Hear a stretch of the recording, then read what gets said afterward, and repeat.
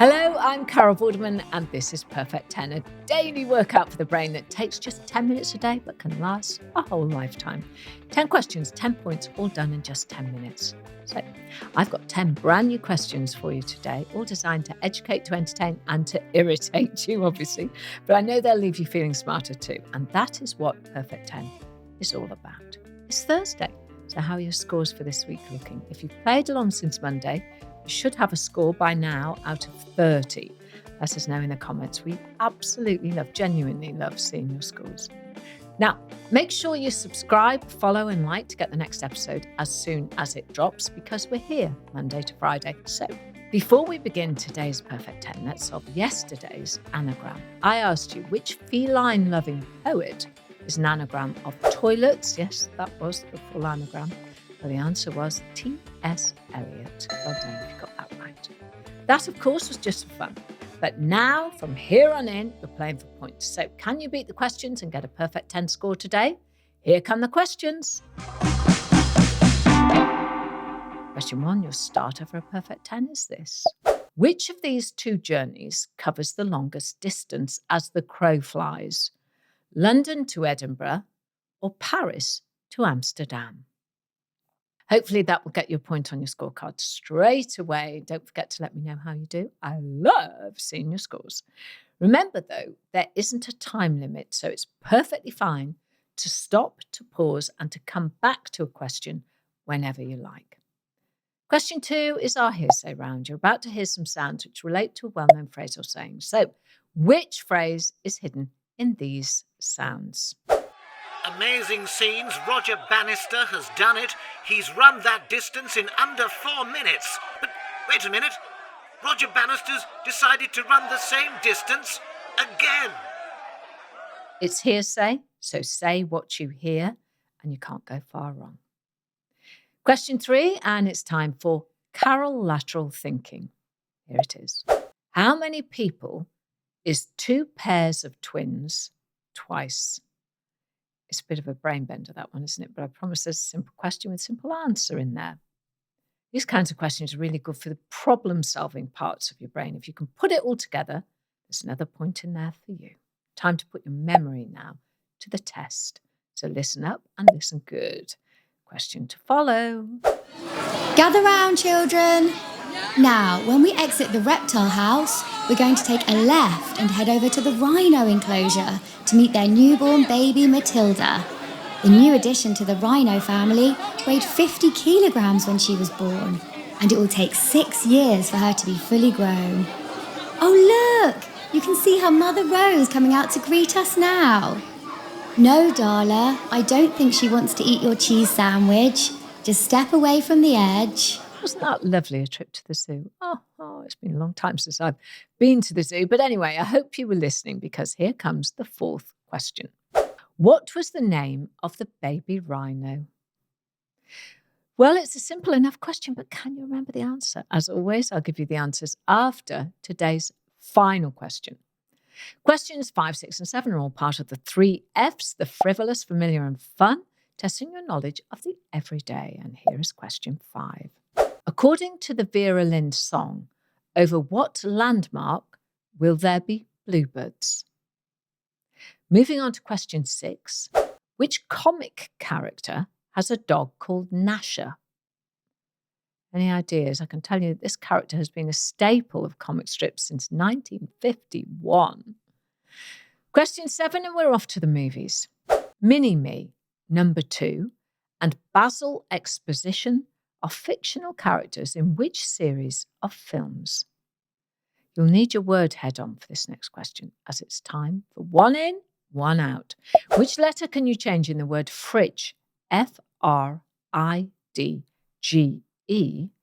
to make something that might get in your eyes? Is that perfect 10 score heading your way, by the way? Because question 9 definitely is. It's time for, I know this, because I'm sure you've got the answer in that brain of yours somewhere, so try this. In which month does the German festival, Oktoberfest, mostly take place? I know you think this is probably a trick question, but is it? Is it a double bluff? We'll have to wait and find out, because it's time now for question 10. The final question of the day. Well done, everyone. As always, it's our daily riddle. Here it is. What's the smallest number that contains all the vowels exactly once when it's written down? So what's the answer? Here's a tip. It's a 3-digit number, and you don't have to go through every single 3-digit number in turn. Just take a look at the spelling of each part of the words involved, and you can get to the answer much quicker. You can do this, by the way, and you feel great when you get a point for it. And there you have it, another perfect 10. Well done, everyone. Don't forget to like and subscribe so you don't miss tomorrow's questions. And if you want to entertain, educate and irritate me, send your own puzzles to @Perfect10Carol. We love hearing from you and receiving all your videos and your photographs. To get in touch, and we'll post all our favourites on our socials. 10 questions, 10 points, all done in 10 minutes.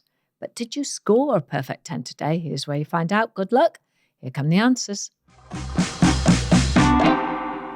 Question 1, I started with, which of these 2 journeys covers the longest distance as the crow flies? London to Edinburgh or Paris to Amsterdam? And the answer is London to Edinburgh at approximately 332 miles. Paris to Amsterdam is much shorter at 267 miles. Question 2 was hearsay. I asked you, what phrase was hidden in these sounds? He's run that distance in under 4 minutes. But wait a minute. Roger Bannister's decided to run the... Hearsay, say what you hear. They were going the extra mile. I know they're tricky, but doesn't it feel good when you get one right? Question 3 was this. How many people is 2 pairs of twins twice? Well, it's less complicated than it sounds. 2 pairs of twins, so that's 2 lots of 2, that's 4. And you do it twice, that's 4 times 2, and the answer is 8. Question 4 was our memory question. And today we took a trip to the zoo, but I asked you, what was the name of the baby rhino? Did you remember? The answer was Matilda. Well done if you managed to get the answer right. Into our run of the 3 Fs, and question 5 was this. According to the Vera Lynn song, over what landmark will there be bluebirds? The answer is the White Cliffs of Dover. The American lyricist Nat Burton actually wrote the lyric about bluebirds, unaware of the fact that the bluebird is not indigenous to Britain. However, RAF pilots at the time wore blue uniforms, so the words have taken on an even more poignant meaning. Question 6, which comic character has a dog called Nasha? And the answer is Dennis the Menace. Dennis has been featured in the Beano since 1951, with Nasha joining the pint-sized rebel in 1968. Question 7. Mini-Me, number 2, and Basil Exposition are fictional characters in which series of films? And the answer is Austin Powers. Yeah, baby. Question 8, 1 in, 1 out. Which letter can you change in the word fridge to make something you might get in your eyes? Change the letter D for a letter N to get the word fringe, F-R-I-N-G-E. Question 9 was, I know this, but did you? I asked, in which month does the German festival Oktoberfest mostly take place? Well, it was a bit of a trick question, actually. It wasn't October. The answer is September. The festival actually runs in the lead up to October, beginning in mid-September and ending on the first Sunday of October. And finally, question 10. What's the smallest number that contains all the vowels exactly once when written down? And the answer is 206. How many of you worked it out? Once you know that the middle word is 100, you can discount the number 4. There's an A in and then it's just a matter of finding the other 2 numbers. Great problem-solving work there, my perfect tennis, if you got that right. I really pushed you today, didn't I? Sorry about that. But how did you do? Did you score a perfect 10? If not, don't worry. There's always another chance tomorrow. Every day spent with us in the Perfect 10 family is a day where you have given your mind a good old workout. Let us know, though. how you did today. Send me your scores. We all love seeing how everyone's doing. Come and be part of the family by following us on @Perfect10Carol on Facebook, Instagram, and TikTok. Got lots of daily content over there to keep your brain ticking over between episodes. Join us, please. Nice bunch, really. Now, I'll be back tomorrow with 10 more questions, but before I say goodbye, I'll leave you with today's anagram. Which classical composer is a famous German waltz god? A. Famous, Famous, German, German, waltz, Waltz, God, God. Here's a clue. This person isn't actually German. Find out the answer to that anagram tomorrow when it's a whole new day of questions, riddles, and puzzles. I'm Carol Borderman. That was my perfect 10. So please, I hope you have a perfect day.